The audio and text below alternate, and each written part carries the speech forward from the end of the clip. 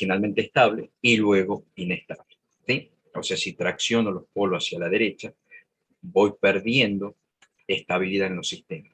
Con el lugar de las raíces yo puedo ubicar físicamente los polos. Estrictamente, ¿qué es el lugar geométrico de las raíces? Como lo dice, el lugar geométrico es un método gráfico que me permite ubicar los polos de la función de transferencia de lazo cerrado que hacen estable al sistema, partiendo de los polos de la función de transferencia de lazo abierto y de los parámetros de la función de transferencia de lazo abierto. ¿Esto qué significa? Yo quiero hacer hincapié, en algo muy importante. Una cosa son los parámetros de la función de transferencia y otra cosa son los parámetros de la respuesta transitoria, que ya le hice, ya lo hablamos cuando vimos la respuesta transitoria. Los parámetros de la función de transferencia son z, omega sub n y k. Omega sub d es un parámetro obtenido desde omega sub n y z. ¿Sí? Entonces aquí vamos a trabajar. Vamos a partir de los polos de la función de transferencia de lazo abierto para ubicar los polos de la función de transferencia de lazo cerrado que hacen estable el sistema. No todos los polos de la función de transferencia de lazo cerrado hacen estable el sistema, sino determinados polos. Y esos polos están definidos por un parámetro que es la ganancia. ¿Eso qué quiere decir? Que nosotros, variando un parámetro de la función de transferencia de lazo abierto, vamos a poder ubicar los polos de la función de transferencia de lazo cerrado que hacen estable el sistema.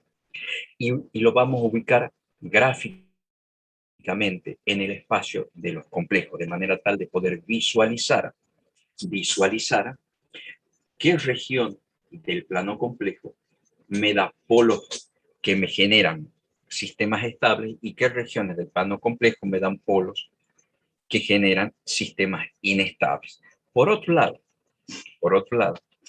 la ganancia no solo me va a determinar la ubicación física de los polos, sino al mismo tiempo qué tipo de polo es en función de su ubicación y al ver y al definir qué tipo de polo, qué tipo de respuesta o comportamiento tengo. En el caso de que genere la ganancia polos reales distintos, será un sobreamortiguado, polos reales iguales, que eso significa polos múltiples, será críticamente amortiguado y si la ganancia genera polos complejos, el sistema será subamortiguado. Bien, entonces, discutido esto, vamos a ir analizando de a poco, que no es otra cosa que refrendar las diapositivas no hacen otra cosa que refrendar lo que acabamos de discutir.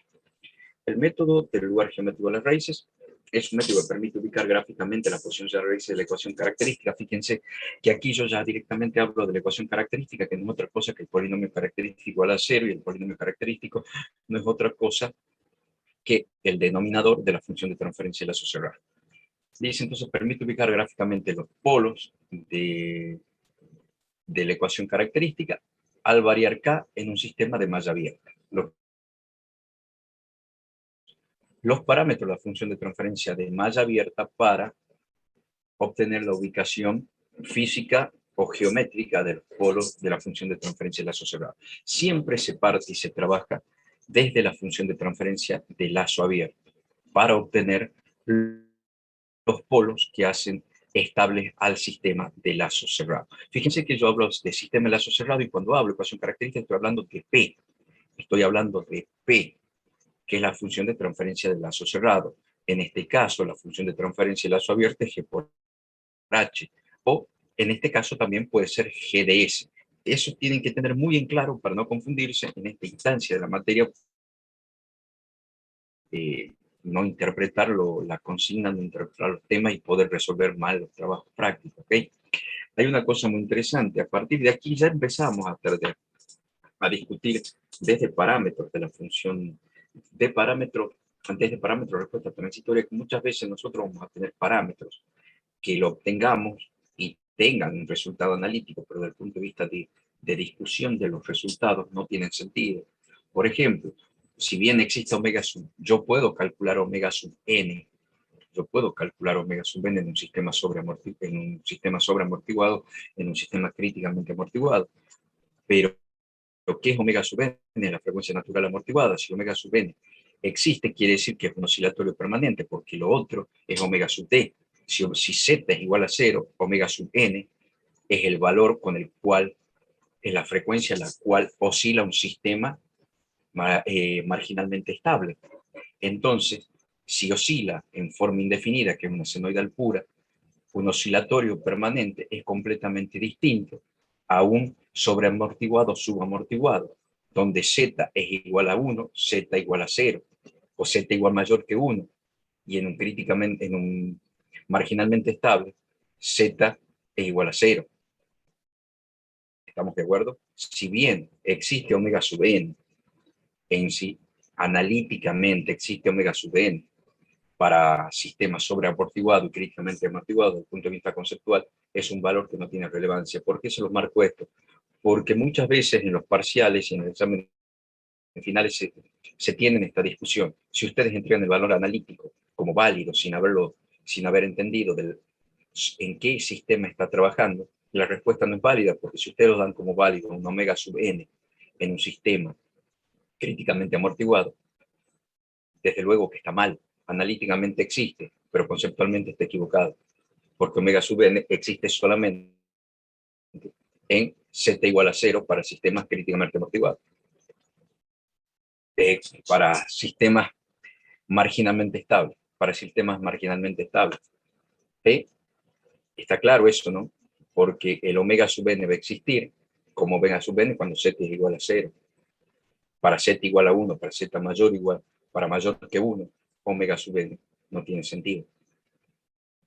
Bien, está claro en eso, ¿no? Entonces, vamos a ver, la característica básica de la respuesta transitoria de los sistemas de lazo cerrado está estrechamente ligada a la ubicación de los polos lazo cerrado, lo que estábamos diciendo. Conforme se ubiquen los polos, el sistema puede ser críticamente amortiguado, sobreamortiguado, subamortiguado.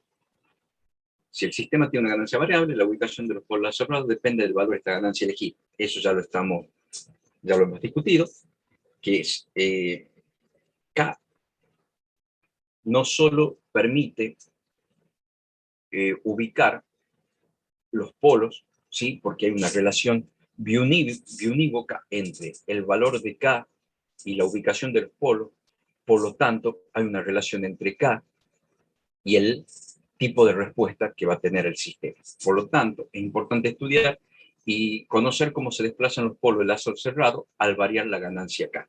¿Por qué decíamos que puede ser cualquier parámetro de la función de transferencia? Estrictamente, yo puedo variar z y omega sub n porque hay una correlación entre k, z y omega sub n. Eso lo vamos a ver en la clase que viene. Pero el lugar de las raíces está desarrollado para que al variar k, varíe la ubicación de los polos, por lo tanto, varía el tipo de respuesta. No es otra cosa que lo que venimos diciendo. Este método consiste en un procedimiento que se traza en las raíces de la ecuación característica para los valores del sistema, así se puede ubicar en la gráfica raíces correspondientes al valor de determinado parámetro. Este parámetro suele ser la ganancia. No lo quiero leer porque no es otra cosa más que discutir sobre lo que ya veníamos charlando hace 10 minutos atrás. Lo que sí es importante, quiero que esto lo voy a leer y quiero que ustedes lo comprendan.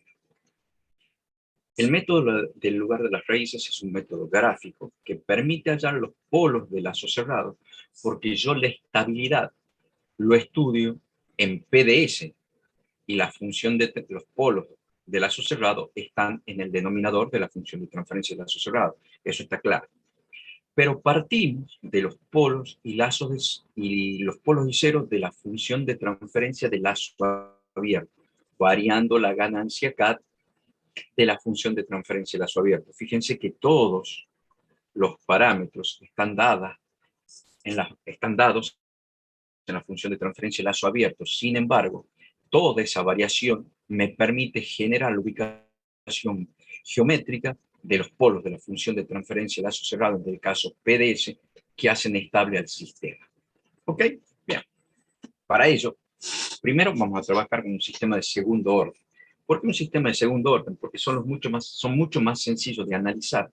Y todo sistema de orden superior, entendiéndose a orden superior a 3 o más, son susceptibles de ser reducidos a sistemas de orden inferiores hasta llegar a un sistema de segundo orden. Eso en función de lo que se llama la dominancia del polo. Los polos dominantes son aquellos que se encuentran más cerca del origen. Por lo tanto, yo puedo despreciar aquellos polos que inciden menos en el comportamiento del sistema y que estén alejados del origen. Estrictamente, ¿cuál es el criterio sobre el cual yo puedo segregar esos polos? Si existe una relación de 5 veces de distancia entre la parte real del polo más dominante y el polo evaluado. Eso quiere decir que si yo divido la parte real del polo alejado sobre la parte real del polo más dominante y el resultado me da 5 más de 5, el polo analizado puede ser descartado. Entonces así yo puedo ir descartando polo hasta reducir un sistema de orden superior a un sistema de segundo orden. ¿Ok? Entonces nosotros el estudio, al igual que en parámetros de la respuesta transitoria, vamos a estudiar sistemas de segundo orden. Desde luego hay una correlación directa entre la función de transferencia de lazo abierto con el cual comenzamos a estudiar, que es omega sub n al cuadrado sobre s por 2z omega sub ns más 1, que estudiamos, que lo vimos como punto de partida en parámetro de la respuesta transitoria. Hay una correlación entre la función de transferencia que vamos a estudiar ahora en el lugar de las raíces. ¿Sí?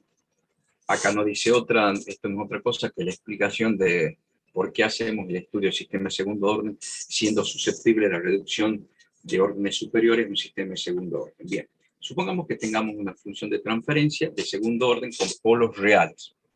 Con polos reales. ¿Dónde? K sobre S por S más 1 es mi G de S, y al tener retroalimentación unitaria yo tengo H de S igual a 1. Tengan en cuenta que esta es una función de transferencia muy particular. Primero, tengo polos reales. Segundo, yo ya sé el valor de los polos reales. Un polo real vale 0 y el otro polo real vale menos 1. Distinto hubiese sido si tengo K sobre S por S más A, donde A sería distinto de menos 1. Y otra cosa sería si yo tengo S distinto de 0 y S distinto de menos 1. Entonces yo hubiese tenido una función de transferencia como K sobre S más S1 por S más S2, donde S1 es distinto de 0 y S2 distinto de menos 1. Está claro que este es una función de transferencia muy particular que nos va a dar una correlación particular que luego generaremos correlaciones para casos generales. Obviamente, al ser polos reales, Z es igual a al ser polos reales, Z puede ser igual a 1 o Z mayor que 1. En este caso, Z mayor o igual que 1, porque si tuviese polos complejos, Z estaría entre 0 y 1. Entonces, la función de transferencia es para Z mayor o igual que 1. Bien, ya dijimos que G de S es K sobre S por S más 1 y H de S igual a 1 porque es retroalimentación unitaria, donde P de S, que es la función de transferencia de lazo cerrado, Y de S sobre R de S es G de S sobre 1 más G por H. ¿Por qué 1 más G por H? Porque ya sabemos que trabajamos con sistemas estables, entonces tengo retroalimentación negativa. Cuando es menos B, en la función de transferencia es más G por H. ¿Sí? Los signos en el diagrama de bloque está invertido en el polinomio característico de la función de transferencia de lazo cerrado. Bien, por lo tanto, yo sé que G por H es como si yo sacase el menos B, es la función de transferencia de lazo abierto. Si yo despejo, yo sé que G por H, que es la función de transferencia de lazo abierto, es igual a menos 1. Nosotros esa identidad de la función de transferencia de lazo abierto, G por H, ¿por qué es lazo abierto G por H? Porque la función de transferencia de lazo cerrado es G sobre 1 más GH. Si acá yo pongo H de S y saco la retroalimentación, es como si H de S estuviese a continuación de G, entonces G por H. ¿Sí? No existe, en realidad no existiría este punto de toma. Si yo saco la retroalimentación B, no existe un punto de toma, H pasa automáticamente en serie al lado de G y la función de transferencia de lazo abierto es G por H. Uno, hay varios puntos que nos permiten determinar el lugar de las raíces.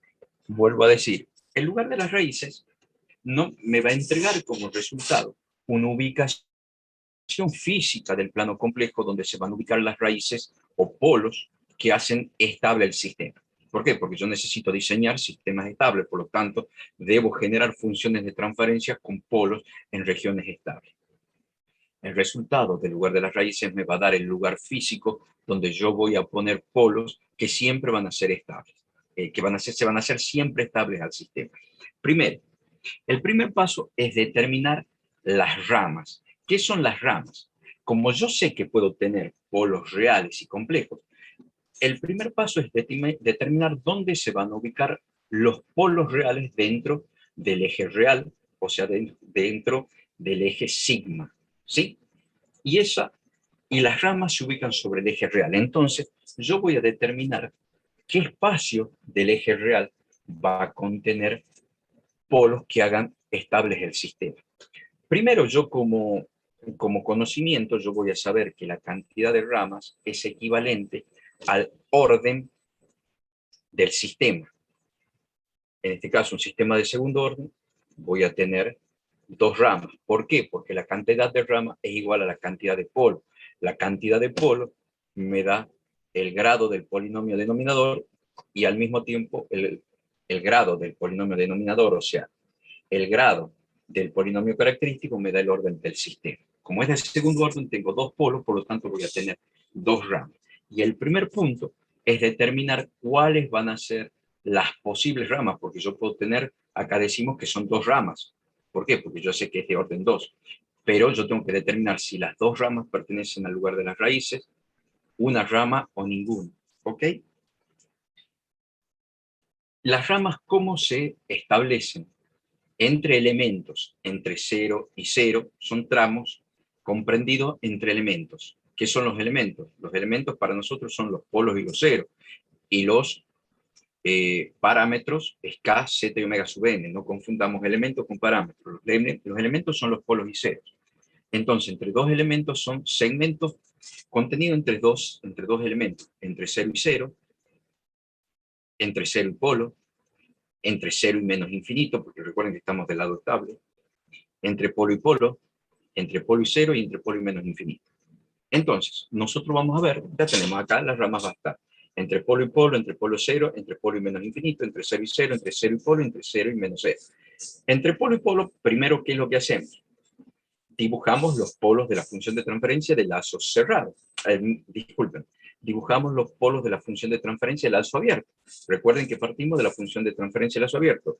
Entonces, yo tengo un polo de lazo abierto en 0 y un polo de lazo abierto en 0. ¿Qué es lo que pasa? ¿Por qué yo voy a generar desde acá? Porque obviamente yo no puedo tener un polo de PDS en 0. Desde luego, ¿por qué? Porque se hace inestable. Entonces, mi función de transferencia de lazo cerrado va a determinar a partir de estos dos polos de la función de transferencia, dónde se van a, de lazo abierto, dónde se van a ubicar los polos de transferencia de lazo cerrado, obviamente evitando el 0, de manera tal que el sistema sea estable. Entonces, primero voy a determinar la rama. Entre polo y polo, yo tengo, sí, entre 0 y menos 1 tengo una rama. Entre polo y 0 no tengo ramas porque no tengo ningún 0. Entonces no existe esa rama. Entre polo y menos infinito, sí, porque tengo entre menos 1 y menos infinito. Tengo otra rama. Fíjense por qué la pongo en punteado. Porque las ramas son posibles lugares de las raíces. Luego yo veré qué rama es lugar de las raíces.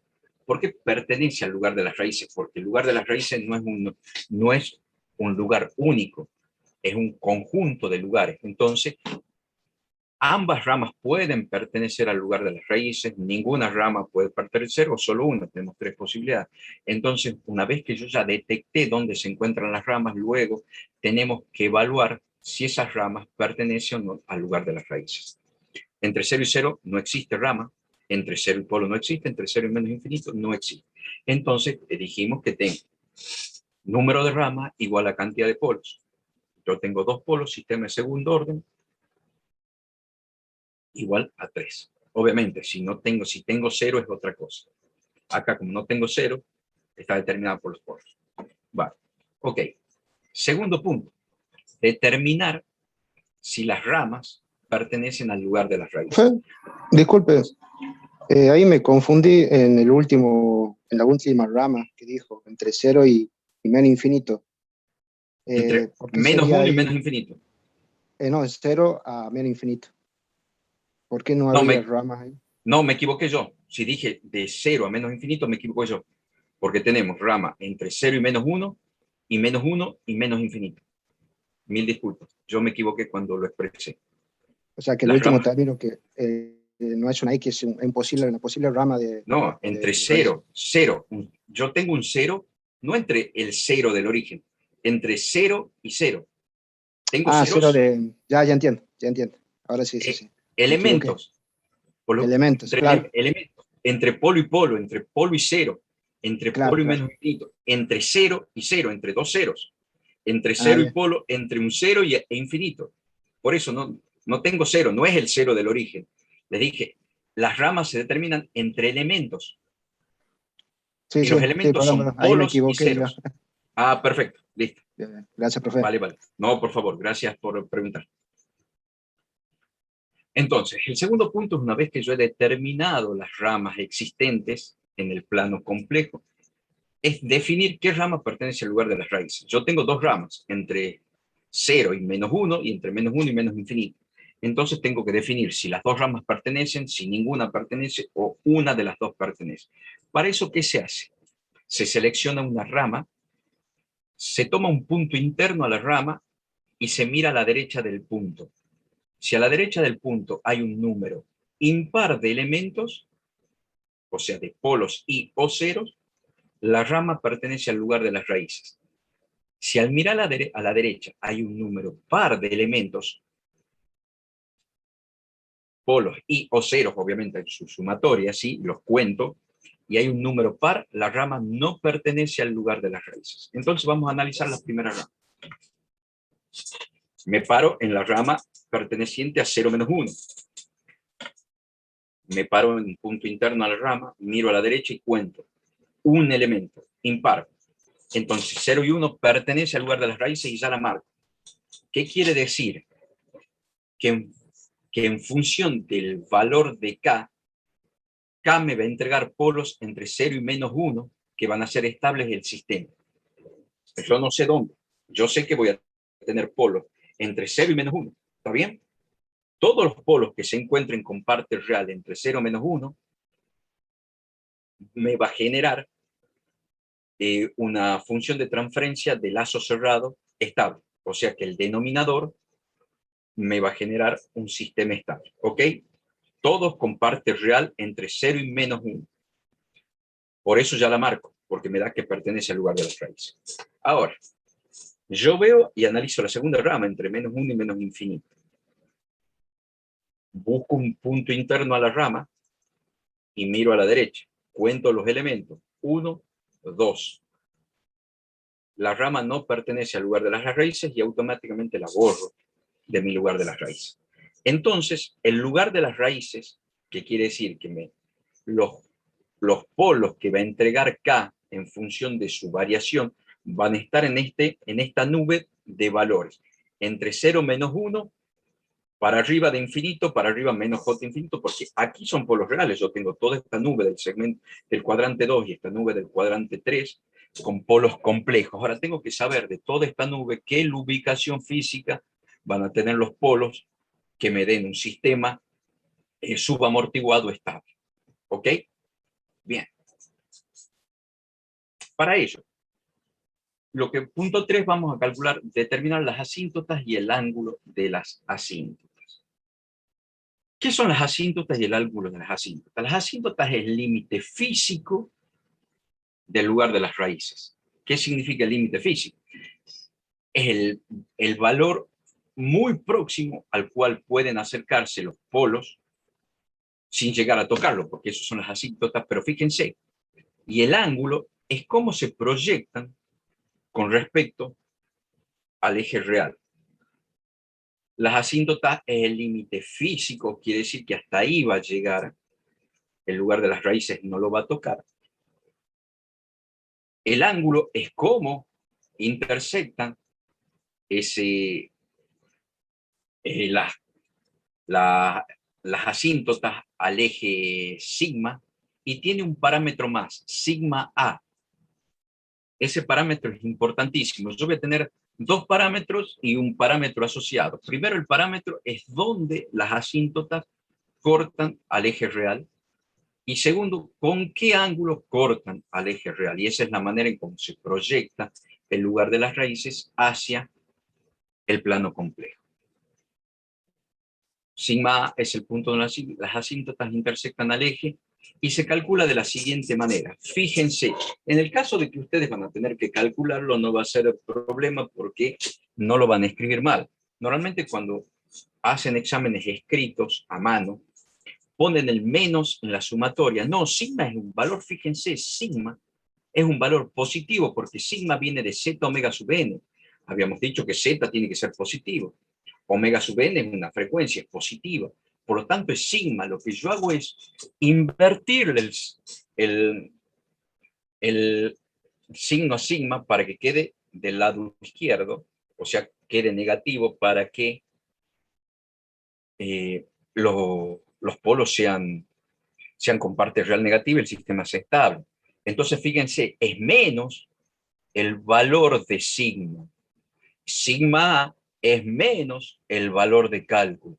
No es sigma A solo, es menos el valor de sigma. Recuerden que sigma es z omega sub n y es menos z omega sub n. Entonces yo calculo z omega sub n y le cambio el signo. Es por eso que yo le decía que si nosotros, cuando trabajamos ahora con lugar de las raíces parámetros, nosotros no positivizamos el signo. ¿Por qué? Por el ángulo, porque si yo tenía un ángulo mayor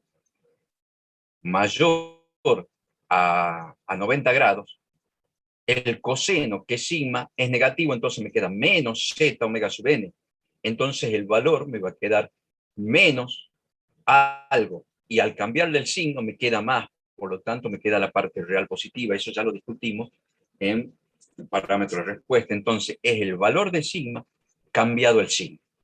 Bien, donde es la sumatoria del valor de los polos menos la sumatoria del valor de los ceros sobre la cantidad de polos menos la cantidad de cero. En este caso es mucho más sencillo. ¿Por qué? Porque no tenemos cero. Nuestra función de transferencia es muy sencilla. Es K sobre S por S más 1, donde tengo dos polos reales, tengo la ganancia y no tengo ningún cero. Entonces calculo sigma. Todavía no. Vamos al ángulo de la asíntota. ¿Cuál es el ángulo de la asíntota? Es el ángulo con el que corta las asíntotas del eje real en sigma A. Eso quiere decir cómo se proyecta desde sigma A, con qué ángulo se proyecta hacia el plano complejo el lugar de las asíntotas, ¿sí? Y se calcula como que 180 por 2K más 1 con K 0, 1, 2, 3 hasta Z. No pongo N porque N es la cantidad de polos. El 2K, fíjense y no confundan, no es ganancia, es una K minúscula. Es un coeficiente de multiplicidad. Esto es pi. Imagínense la circunferencia trigonométrica. Tengo pi, 2pi, 3pi, 4pi, 5pi. ¿Esto qué es lo que me da?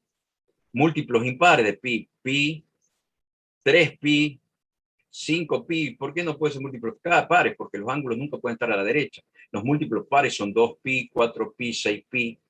Está entonces 2K más 1, cuando K vale 0, es 0 más 1, 180. Cuando vale 1, es 360 más 180, es 3pi. Entonces, pi, 5pi, 7pi, 9pi, ¿ok? Sobre la cantidad de polos por la cantidad de 0. En este caso, volvemos cantidad de 0 igual a 0. Debe tenerse en cuenta siempre que cuando yo hago el cálculo de la proyección, o sea, del ángulo, siempre las asíntotas son simétricas al eje real sigma. O sea, si yo calculo una asíntota por defecto, voy a tener reflejada, la voy a ver reflejada en el cuadrante 3. Es por eso más o menos 180, por la simetría que tienen los planos complejos. Bien, ¿cómo calculo? Obviamente partiendo del ejemplo que nuestra función de transferencia es K sobre S por S más 1. Entonces yo tengo polo en 0 y en menos 1 y no tengo 0. Entonces me he dicho que es menos sumatoria del valor de los polos menos la sumatoria de los ceros. Esto es 0 sobre 2. Y el valor de los polos, si ustedes recuerdan, es 0 y 1. Entonces, sigma A es menos 1 más 0 menos 0, porque no tengo valores de 0, sobre 2 menos 0. Entonces, sigma A es menos 1/2.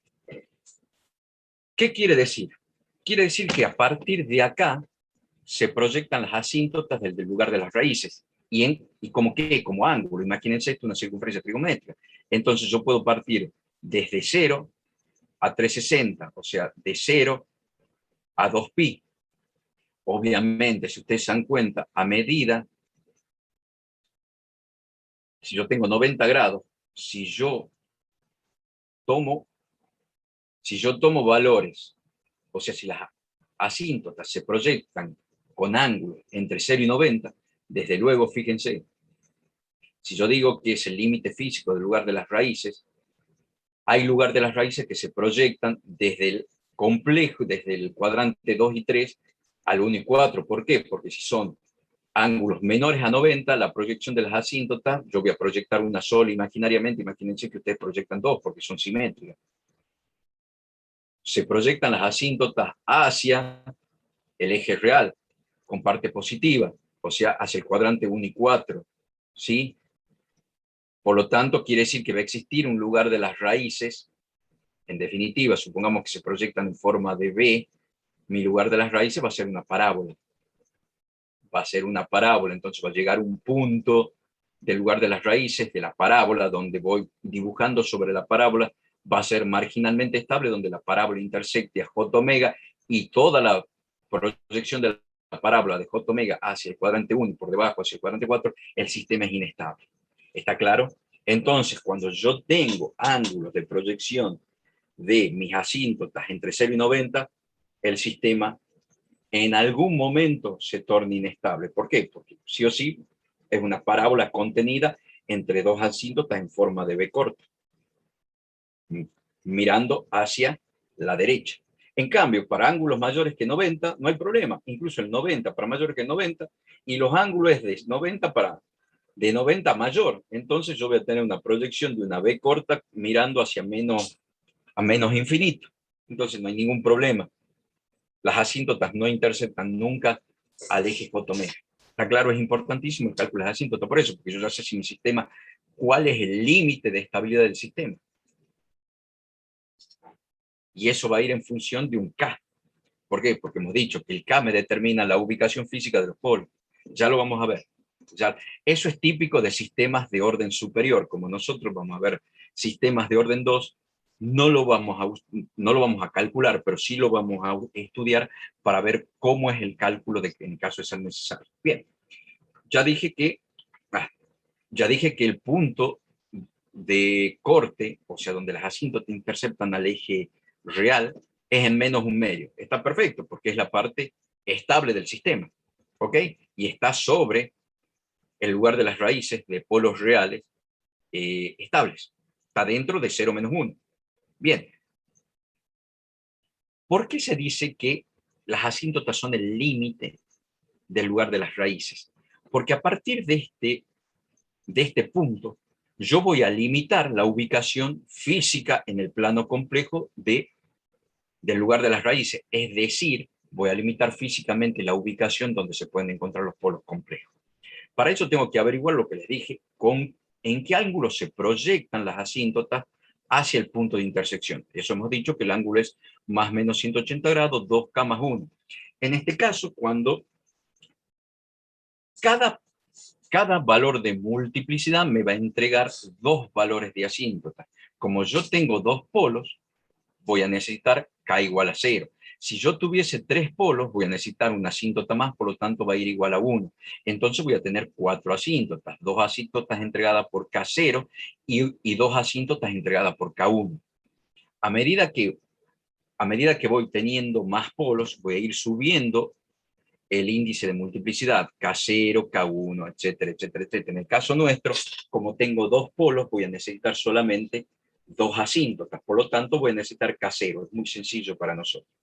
Entonces tomo K igual a 0, me queda 180 por 2 por 0 más 1, eso 180 por 1 sobre 2.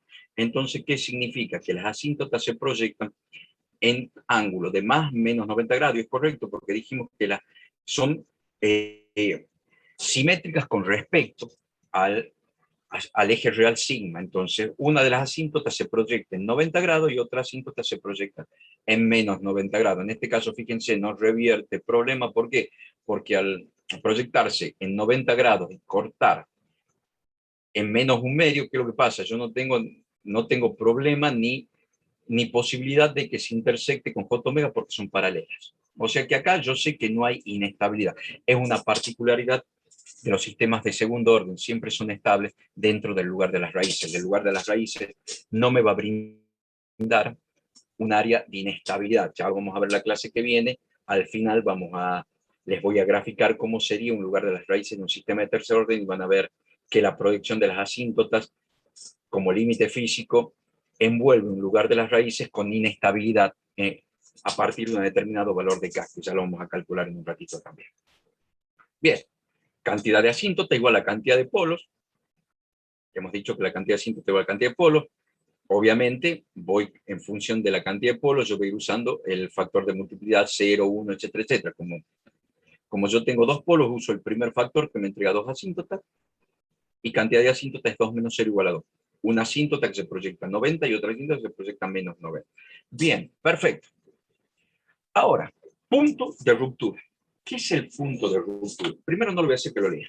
¿Qué es el punto de ruptura? El punto de ruptura es el punto a partir del cual se divide el lugar de las raíces tomando direcciones diferentes. ¿Qué quiere decir? Nosotros dijimos en un momento en que los polos dejan de ser reales para ser complejos. Y el punto de ruptura lo que me indica cuál es el último punto de raíces reales y a partir de ahí todas las raíces cambian de dirección y comienzan a ser raíces complejas. Por lo tanto, también cambia el tipo de respuesta. También cambia el tipo de respuesta. Entonces, el punto de ruptura es un lugar donde se encuentran dos puntos geométricos del lugar de las raíces y luego se separan siguiendo trayectorias diferentes. Es el punto desde el cual se proyecta el lugar de las raíces hacia el plano correspondiente. Bien, ahí hay algo que ya le estoy spoileando la pregunta que le quería hacer, pero se las voy a hacer igual. Corresponde este punto a valores múltiples de raíces reales. Una pregunta, ¿un sistema de segundo orden siempre tiene dos polos? Para la clase, necesito que respondan.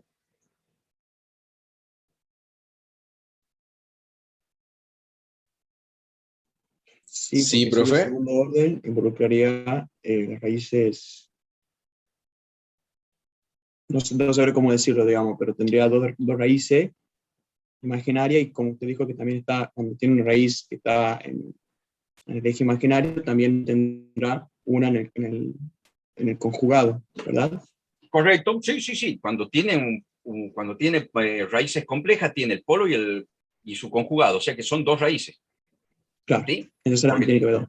Claro, necesariamente tiene que haber dos, porque tengo la parte real igual y tengo más sigma, más j omega, menos j omega. Ahí están las dos raíces.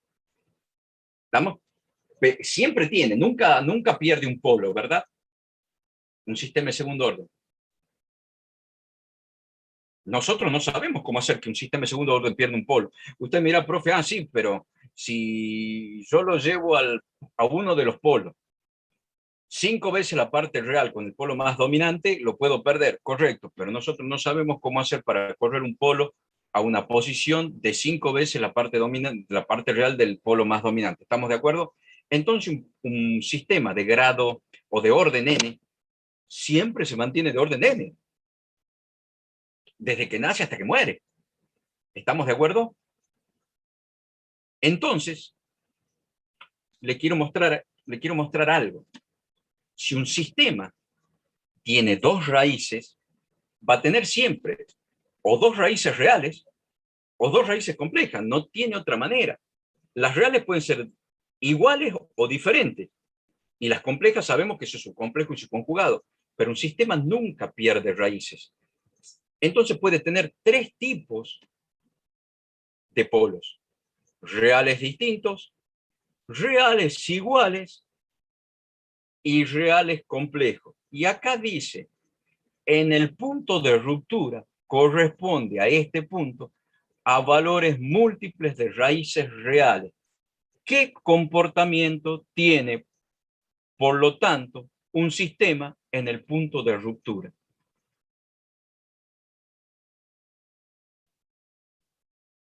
Pregunta de parcial y de examen final. ¿Qué comportamiento tiene un sistema en un punto de ruptura? Acá le está diciendo raíces reales múltiples. ¿Y cómo el comportamiento de un sistema en raíces reales múltiples?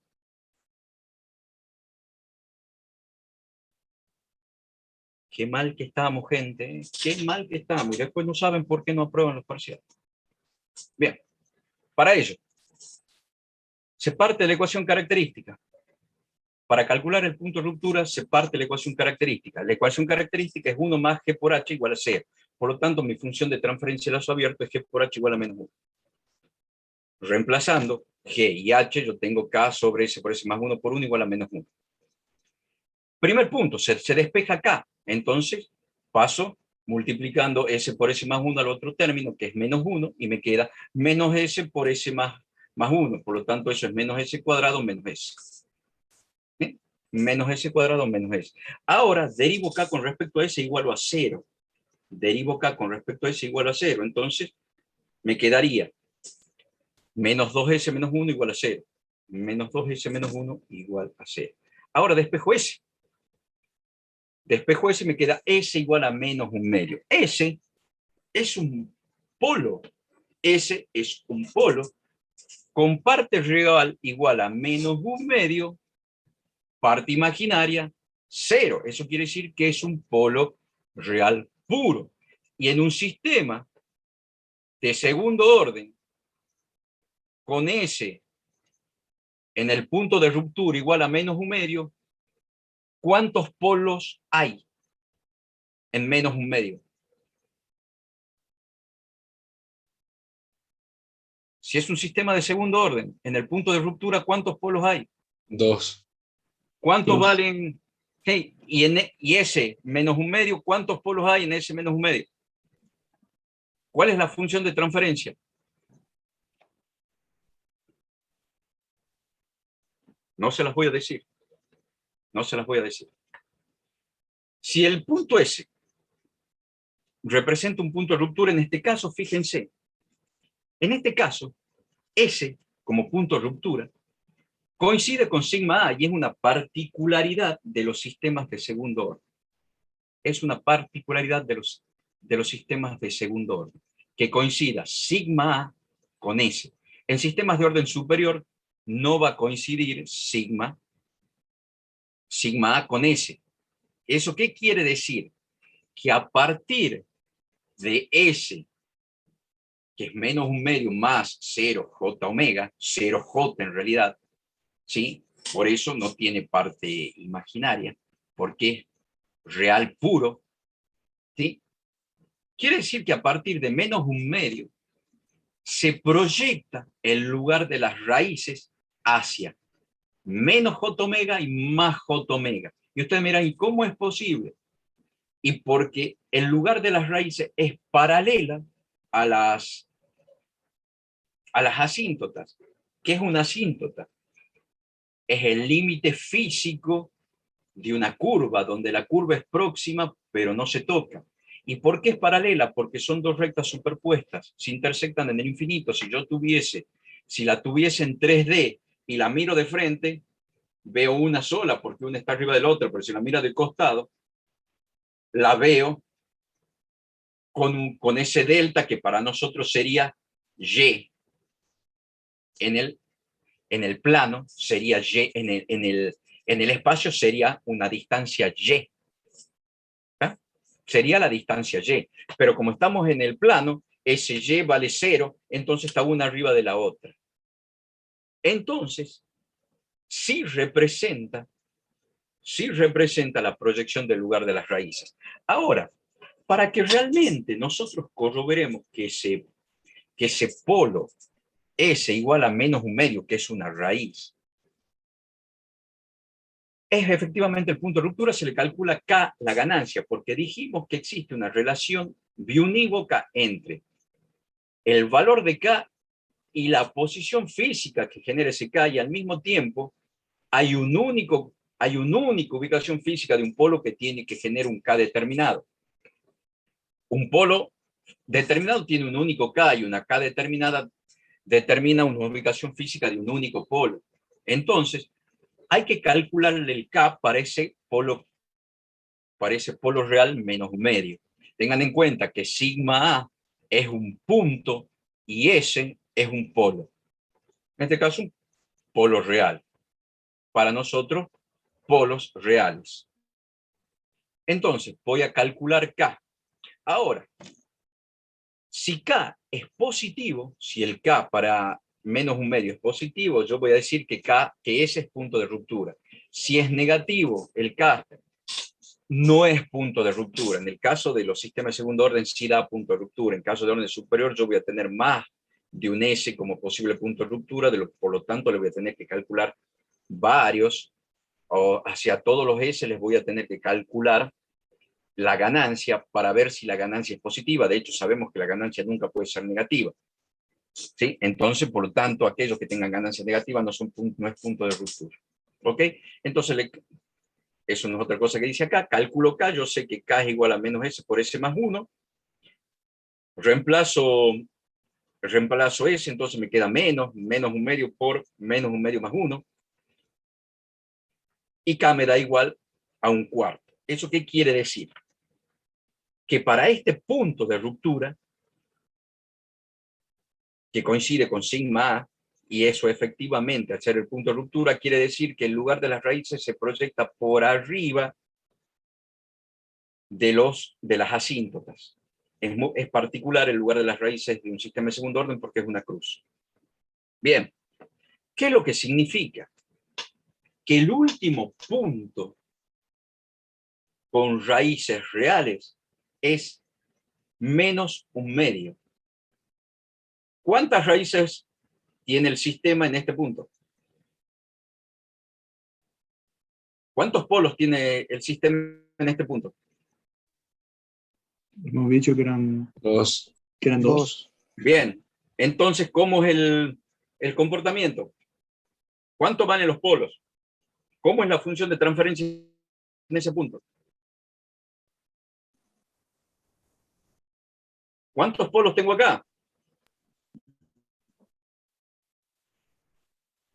¿Cuántos polos tengo acá en el punto de ruptura? Dos. ¿Cómo son esos polos? Estamos en el plano real, todavía estamos en el eje real. Ajá, ¿son como? Iguales. Fuerte, son iguales. Igual. Entonces, ¿cómo es su función de transferencia? K sobre... Si son iguales, Z, ¿cuánto vale? Bueno, sigamos. 0, ¿no? No sé, Mayor a 1. no sé. Chicos, no tienen ni idea de lo que están hablando. ¿Han leído parámetros de la respuesta transitoria que ya vimos? Ahí está todo lo que estoy preguntando. Esto es cuestión de pensar y responder bien. Ninguno dio la respuesta correcta. Ninguno. No vale ni 0, no es mayor ni 1, nada de eso. Nada de eso. Bien. El último punto, como yo ya he determinado, que a partir de este punto, que es el punto de ruptura, hemos dicho que se proyecta el lugar de las raíces hacia los cuadrantes complejos, yo lo que tengo que hacer luego es determinar si eso es verdadero. Ahora, supongamos que yo hubiese obtenido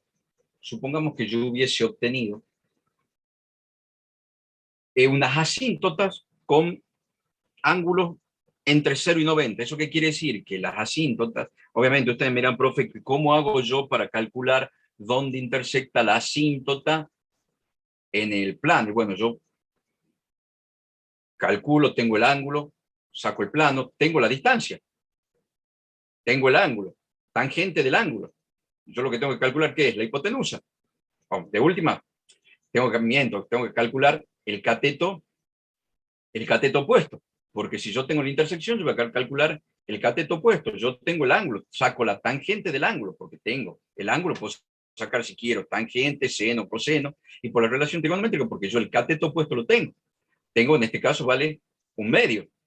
Tengo el ángulo, tengo la tangente del ángulo, entonces si tengo la tangente del ángulo, conozco el cateto opuesto, adyacente, saco el valor del cateto opuesto y ahí saco dónde intersecta la asíntota en J omega. ¿Está claro? Es decir, si hubiese sido ese el caso, yo tengo que saber ahora dónde intersecta mi lugar de las raíces a J omega, porque yo ya calculé dónde intersecta la asíntota.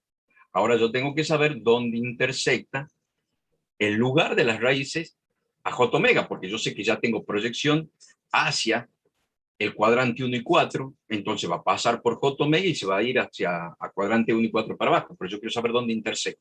Bien, en ese caso tengo dos métodos para trabajar. El método más sencillo, el criterio de Root, ¿sí?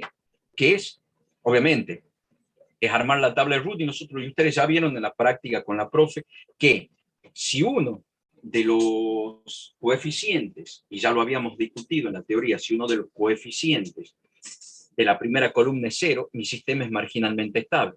Entonces, si yo sé que intersecta el lugar de las raíces al eje J omega, sé que mi sistema es marginalmente estable. Entonces, lo que yo voy a hacer es igualar a 0 el coeficiente donde aparezca K, de manera tal que ese 0 me genere la marginalidad del sistema. Entonces yo armo el sistema, obviamente, va a ser un sistema de orden superior, no es el que estamos trabajando nosotros. Supongamos el ejemplo S3, 3S2, 2S más K, un sistema de tercer orden. Abro la tabla de Root, genero la tabla de Root y fíjense, digo, ¿cuánto tiene que valer K para que sea marginalmente estable? 0, perfecto. Desde ya yo sé que tiene que valer 0, por un lado, pero también por ese 1 sé que tiene que valer 6 menos K menos 3. Entonces, como yo tengo que hacer que valga 0 acá o 0 acá, yo ya sé que vale 0 acá, veamos cuánto tendría que valer por ese 1 K para que mi sistema sea marginalmente estable. 6. Cuando K vale 6, cuando la ganancia vale 6, yo sé que yo tengo un polo sobre J omega, o sea que mi parte real vale 0. Ahora, usted me dice, ¿por qué no K igual a 0? Porque yo sé que la ganancia no puede ser negativa ni igual a 0. Ahí es cuando yo le dije, fíjense, si ustedes no hacen la relación analítica, la relación conceptual con el valor analítico, usted me dice, no, puede valer 6 o 0. No está mal respondido, se está resuelta analíticamente, pero mal interpretada. La ganancia no puede valer 6 o 0. La ganancia tiene que valer 6, porque una ganancia igual a 0 negativa conceptualmente no existe. Entonces, yo sé, y ya podemos responder aparte, que para que mi sistema sea estable tiene que ser mayor que 0 y menor que 6 la ganancia. Porque 0 va a ser inestable y no existe, definitivamente. Igual a 6 ya mi sistema es marginalmente estable. Y mayor que 6, desde luego que es inestable completamente el sistema. ¿Ok? Seguramente con K mayor que 0, aquí me produce un cambio de signo. ¿Está? Bien. Como yo ya sé que K vale 6, ahora tengo que saber cuánto vale, no voy a decir cuánto vale sigma, porque sigma vale 0, porque si es marginalmente estable, sigma vale 6, yo quiero saber cuánto vale omega, o sea, J omega. En definitiva, voy a averiguar cuánto vale omega, porque J lo que me está diciendo que es parte, la componente imaginaria. Entonces yo tengo que calcular cuánto vale omega. Entonces voy a calcular cuánto vale S. Mi S tiene que salir con parte real igual a 0. Ahora, ¿de dónde voy a sacar? Obviamente, voy a sacar cómo voy a armar la ecuación auxiliar, que eso ya también lo vieron con la profe Euge. Normalmente, ¿dónde aparece la ecuación auxiliar? En el término cuadrático. Y yo cuando armo ecuaciones auxiliares, armo con los términos impares de la fila a la que, con los términos de la fila que corresponda. Si soy en S3, arranco de S3 con términos impares. Siempre como voy a armar 3 columnas nada más, es el primer término, el segundo término y el último término siempre es el término independiente. Entonces solamente armo con los, en caso, ya van a ver, excepto el S1 y S2, que no me va a dar para armar con términos con más de un término en S. Siempre el polinomio de la ecuación auxiliar debe terminar en el término independiente. Entonces los otros dos corresponden a los términos de S. Aquí es S3, entonces, si yo tuviese, si K hubiese figurado acá, supongamos que K figure acá, hubiese sido, y supongamos que diga 2K, hubiese sido S cubo más 2K más 0 igual a 0. Esa es la ecuación auxiliar. Si hubiese sido a la quinta, sería S quinta más 2S cubo más 0 igual a 0. Acá está en S2, entonces es 3S2 más K igual a 0. ¿Por qué? Porque el término independiente es 0 más 0 igual a 0. En este caso no, supongamos que hubiese sido 1 y K hubiese estado acá. Y normalmente K no está acá, hubiese estado K en este caso. Normalmente no voy a poder armar, no me va a aparecer, y eso créanme, no me va a aparecer 2K seguidas en el caso de que yo tenga sistemas inestables. ¿Por qué? Porque yo para salvar la inestabilidad y seguir calculando los coeficientes, si me aparece 0, la profe les explicó, o hacemos una ecuación auxiliar o utilizamos un épsilon tan próximo a 0 que me evite el infinito. Porque si acá fuese infinito dividido por 0 me tira infinito. Entonces lo que yo, utilizar el épsilon o utilizar la ecuación auxiliar lo que hace es evitar el infinito. Pero en este caso yo tengo que ver dónde aparece K. ¿Por qué? Porque del valor conocido de K yo tengo que despejar S y calcular cuánto sale la intersección con J omega.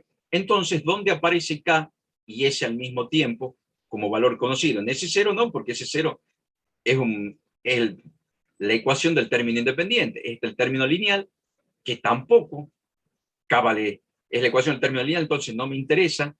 Entonces K aparece en S2. ¿Cómo armo la ecuación auxiliar de S2? 3S cuadrado más K igual a 0. 3S cuadrado más K igual a 0. Y ahí despejo S, 3S cuadrado más 6, y me queda lo que nosotros presuponíamos, marginalmente estable, parte real igual a 0. La segunda parte es reemplazar J omega en la ecuación característica, resolverlo, agrupar parte real por un lado, parte imaginaria por otro, igualar parte real a 0, parte imaginaria a 0, y obtener omega y K. Reemplazo S por J omega. ¿Por qué me queda J omega al cubo? Porque J al cubo es menos 1. ¿Por qué me queda menos 3 omega cuadrado? Porque J al cuadrado es menos 1. 2J omega K. J omega cubo, 2J omega parte imaginaria, 3 omega cuadrado K parte real.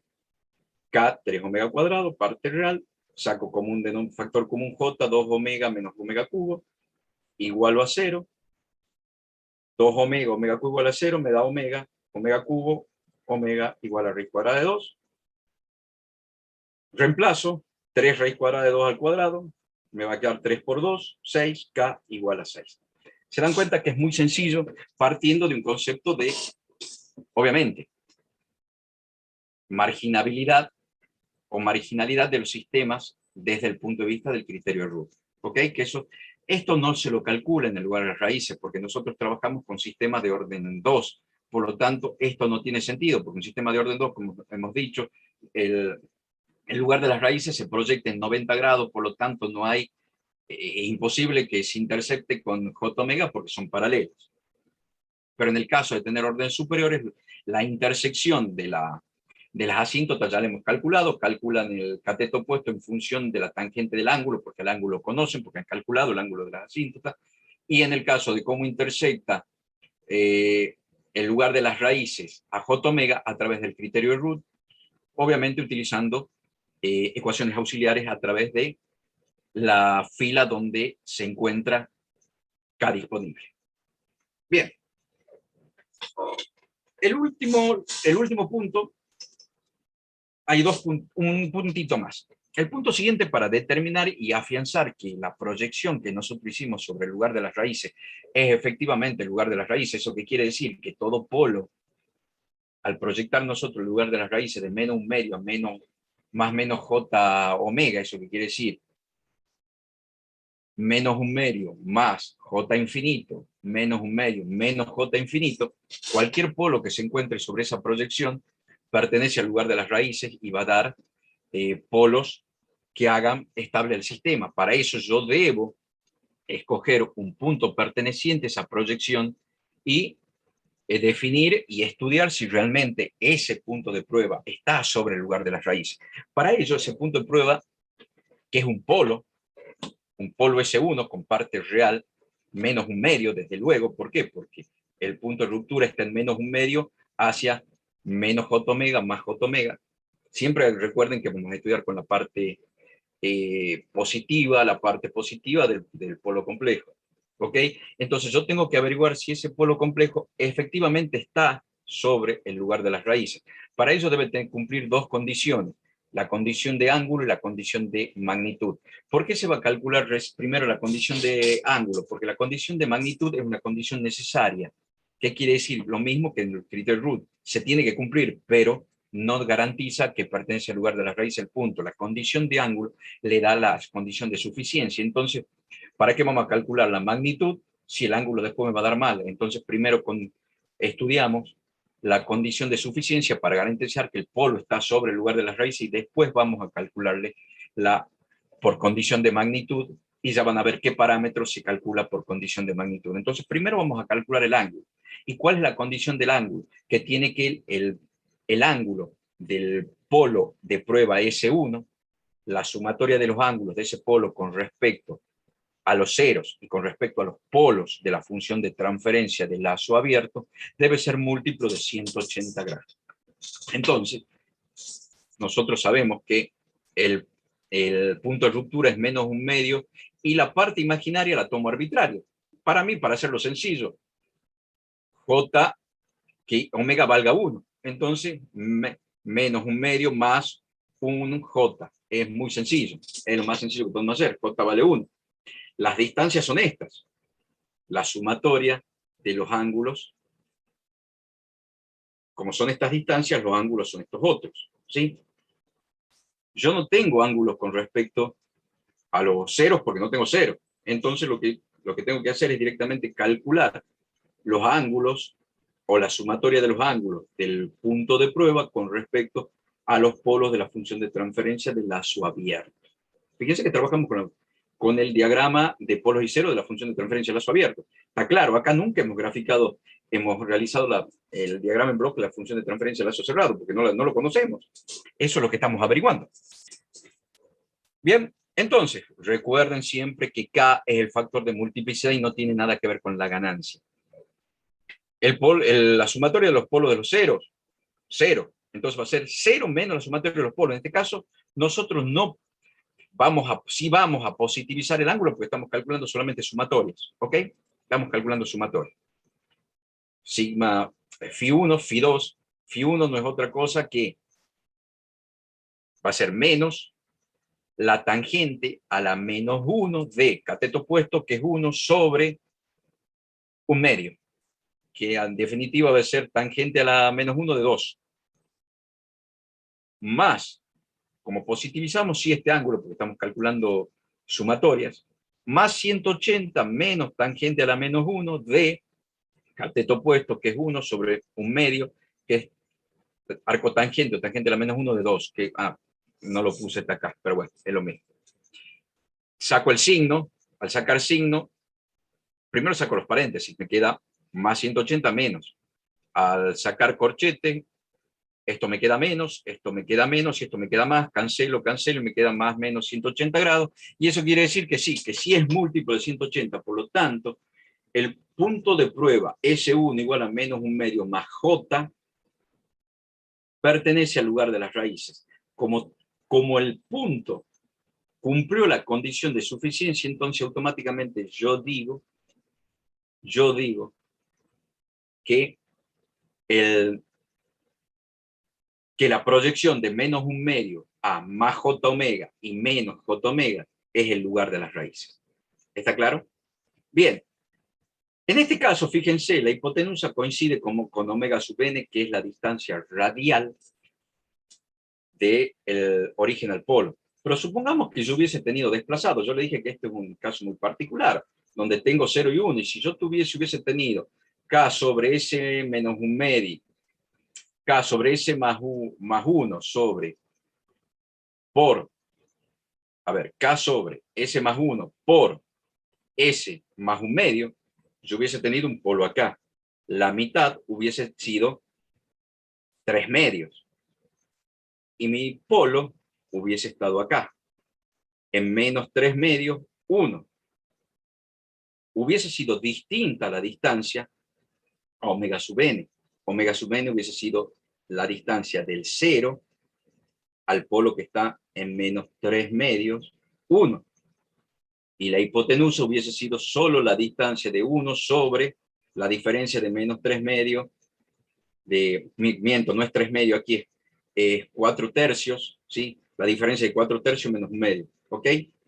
Fíjense que eso es importantísimo porque en los ejercicios no les va a tocar 0, 1, S por S más 1. Hemos dicho que el general es K sobre S más S1 por S más S2. Si yo particularizo S1 igual a 0 y S2 igual a 1, me queda K sobre S por S más 1, que es el caso este, que es un caso particular del caso general, así que no se confundan, porque calcula la distancia y automáticamente le pone omega sub n, pero cuando se corre, se desplaza el lugar de las raíces, la distancia no es omega sub n es otra cosa completamente distinta. Bien, ahora, ya hemos probado que S1 pertenece al lugar de las raíces, y ahora, con la condición de módulo, ¿qué es lo que dijimos?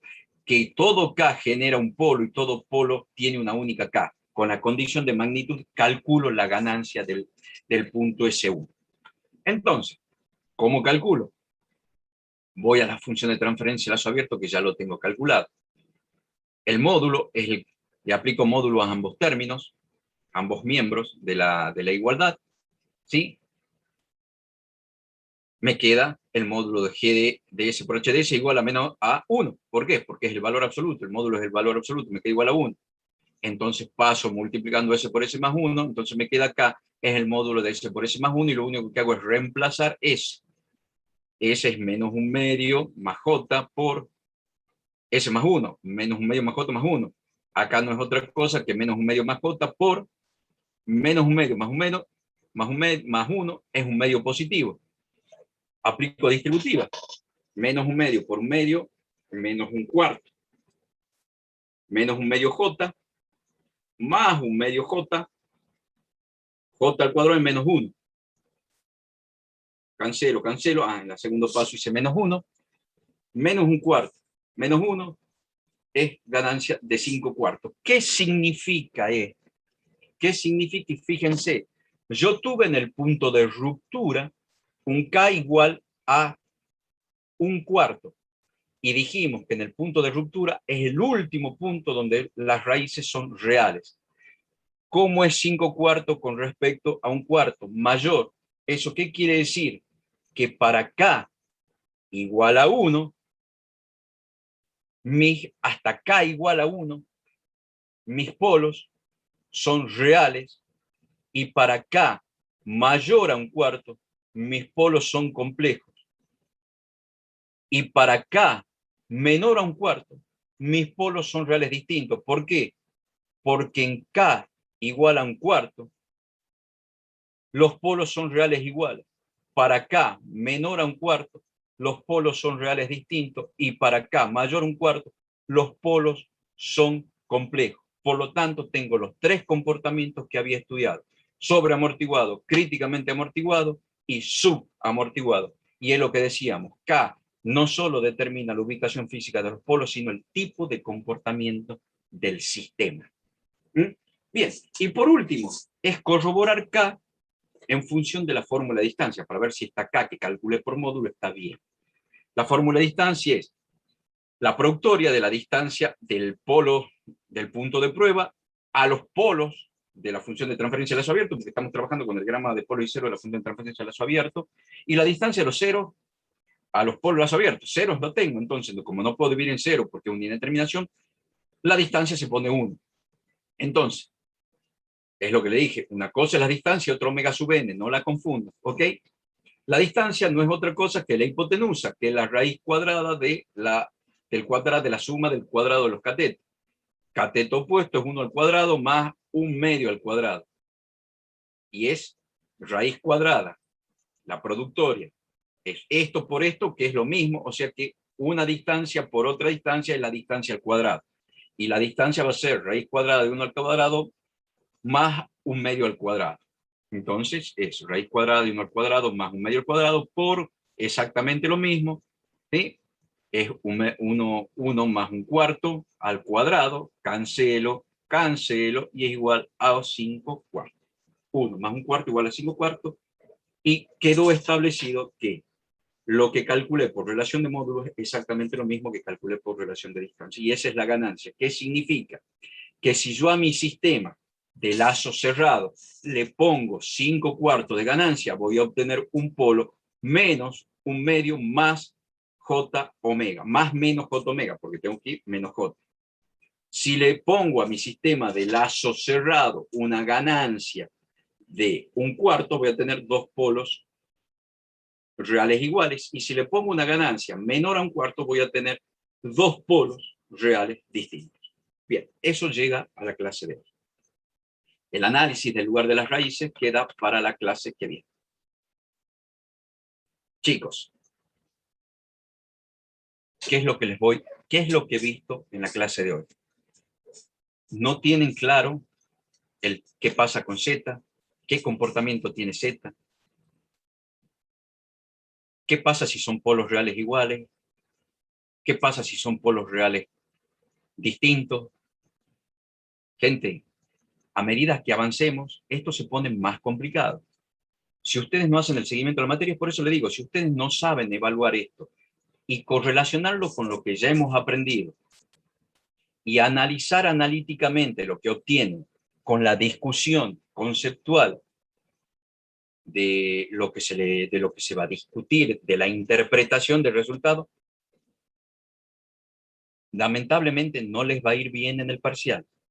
Yo lo estoy viendo porque le hice preguntas claves que van en el parcial y que ya en esta instancia lo tienen que saber, no lo tienen que dudar, porque ya han estudiado el criterio Ruth, hemos estudiado parámetros de respuesta transitoria, y ya le dije, a partir de parámetros de respuesta transitoria vamos a obtener valores analíticos que no tienen sentido cuando se estudie la respuesta. Si ustedes no están en condiciones de responder hoy a medida que avancemos, y si no se pone de cabeza a estudiar, lo veo muy difícil que el segundo parcial lo apruebe. Hay un axioma. El que avisa no traiciona. El segundo parcial es complicado. Es complicado. Si ustedes no se ponen a estudiar ya y empiezan a responder lo que yo les estoy preguntando, no sé si lo van a responder el día del parcial, porque lo que estoy preguntando es extremadamente simple en función de cómo lo que pregunto en el parcial. ¿Quedó claro eso? Por favor, siéntense a estudiar, siéntense a estudiar, porque después vienen, uy, profesor, ¿por qué me fue mal? Y porque, simple, no estudiaste. Y yo le soy sincero, si alguien va a estudiar para el parcial, desaprueba. Para el parcial no se estudia, para el parcial se repasa. Para los exámenes no se estudia, para los exámenes parciales se repasa. Si ustedes se sientan a estudiar 2 días antes del parcial, la van corriendo de atrás a la materia. Si ustedes creen que les va a dar el tiempo para estudiarla, no, les va a dar el tiempo para repasarla. Eso sin lugar a duda. Pero el repaso es sobre algo que ya se estudió. Porque el momento que ustedes duden, ya no tienen consultas. Ok, gente, que tengan hermoso fin de semana.